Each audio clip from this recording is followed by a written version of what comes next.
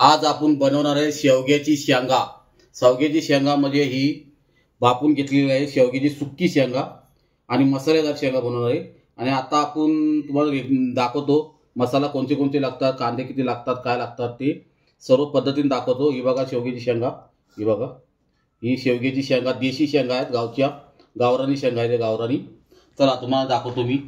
सर्वप्रथम आपण दाखवणार आहे हे आपलं वाटप म्हणजे याच्यामध्ये कांदा, खोबरा, शेंगदाणे, लसूण, अद्रक आणि कोथिंबीर, मिरची, हिरवी मिरची हे सर्व मिक्स घेतलेलं आहे। आणि थोडंसं तडक्यासाठी कोथिंबीर घेतलेलं आहे आणि थोडी लसूण घेतलेली आहे, थोडं कांदा घेतलेला आहे, थोडं टमाटर घेतलेलं आहे आणि थोडे बटाटे। आणि दुसरं म्हणजे तुम्हाला दाखवतो ही हळद घेतलेली आहे, लाल मिरची पावडर घेतलेली आहे, थोडासा गरम मसाला आणि गरम मसाला घेतलेला आहे, थोडासा आपल्याला स्वादानुसार मीठ लागेल, मीठ आणि इथं आहे तेल। तर आपण आता सुरुवात करतो शेवग्याच्या शेंगा बनवायला। गावरान पद्धतीने शेंगा बनवणार आहे, गावरान पद्धतीने। आता तुम्ही जसं तुम्हाला तेल लागेल तसंच घ्या तेल, जसं तेल लागेल तसंच तेल घ्या, कारण आम्हाला तेल थोडं जास्त लागतं त्यामुळे आम्ही जरा जास्त घेतो। आता थोडा तेल गरम होऊ द्या। गरम झाल्याच्या नंतर बघा ते थोडं मी थोडंसं जिरं टाकतो, जास्त जिरं टाकायचं नाही कारण जिरं जास्त टाकलं म्हणजे जिरा लागेल। आणि थोडीशी राई म्हणजे मोहरी जरा मोहरी वगैरे तडतडली की आपण थोडं घ्यायचं कढीपत्ता। हे बघा कढीपत्ता तडतडलं की आपण घेणार लसूण, थोडीशी लसूण टाकणार आहे। लसूण टाकल्याच्या नंतर आपण टाकणार आहे कांदे आणि कांद्याला थोडासा आपण चांगला परतून घ्यायचा।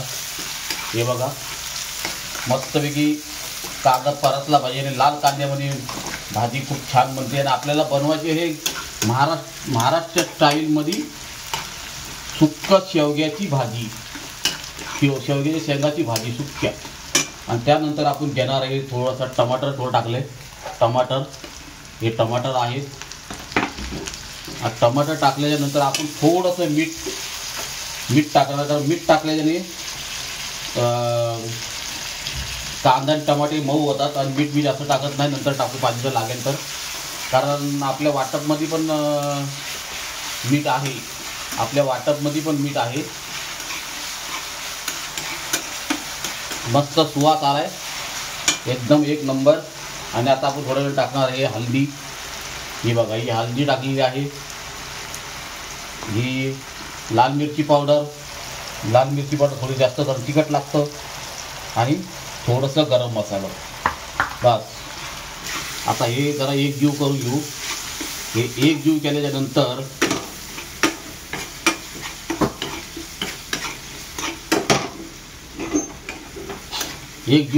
आपण थोडं आपलं वाटप घेऊ। हे बघा हे वाटप घेऊ। वाटप म्हणजे कांदा, खोबरा, शेंगदाणे वगैरे घेतलेत, कांदा, खोबरा, शेंगदाणे घेतलेत आणि मीठ आपण थोडासा पहिला टाकलेला आहे। आणि वाटपमध्ये पण मीठ असतो त्यामुळे आपण मीठ कमी टाकणार आहे।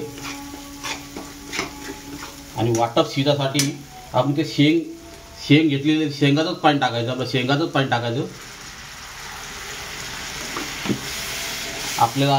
पाणी टाकायचं।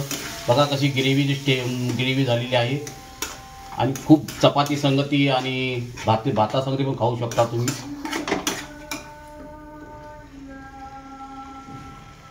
आणि त्यानंतर टाकणार आहे आपण बटाटे म्हणजे थोडंसं आपलं घरी पडलं होतं म्हणून मी टाकलं।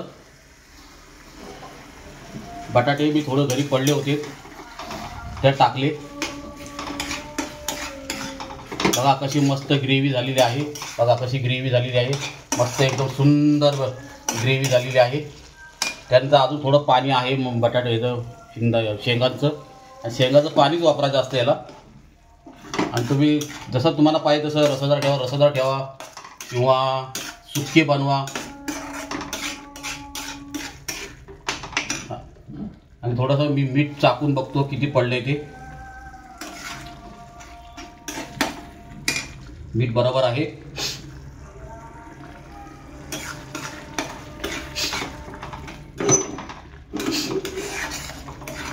बघा कशी ग्रेव्ही झाली. आणि ही शेवग्याची भाजी, ही शेवग्याची भाजी आवर्जून खायची असते, आवर्जून खायची, कारण थंडीमध्ये जास्त करून खूप टेस्टी लागते. आणि भाकरी वगैरे हे आता हे पाणी पूर्ण टाकलेलं आहे, शेवग्याचं पाणी हे बघा. आणि थोडी गाढ होऊन देऊ, त्यानंतर आपण शेवग्याच्या शेंगा टाकू. शेवग्याच्या शेंगा टाकू, थोडा उकली येऊ द्या. उकली येऊन द्यायला का मस्तपैकी भाजी तयार होईल.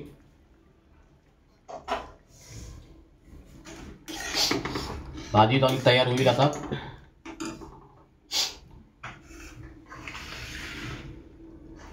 बघा कसं मस्तपैकी उकली फुटले.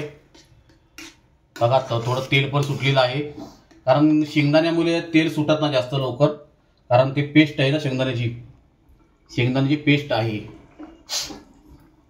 आणि हा व्हिडिओ तुम्ही बघा आणि आवर्जून हे भाजी बनवा, तुम्ही आवर्जून भाजी बनवा. आता आपण टाकणार आहे शेंगा. बघा शेंगा टाकलेल्या आहेत. हे बघा शेंगा आपल्या गावरान पद्धतीची शेंगा बनवलेल्या आहेत, गावरान पद्धती. बटाटे वगैरे टाकलेत.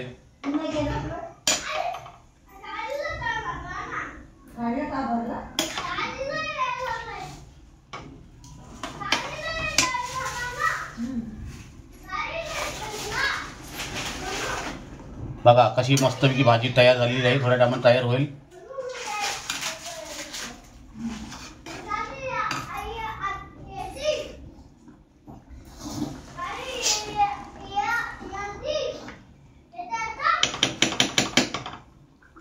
मस्तपैकी भाजी तयार झाली. थोडंसं तिखट कमी पडले म्हणून तिखट टाकणार,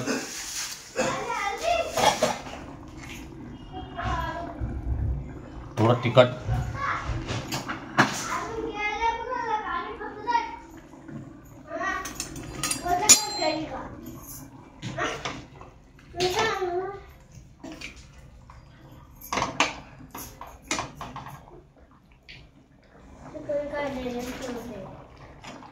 बघा आता भाजी आपली तयार झालेली आहे. आणि ही भाजी नक्कीच बनवा.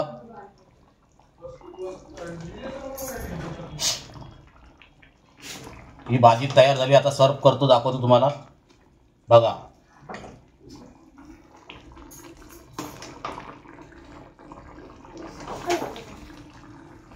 बघा ही भाजी तयार झालेली आहे.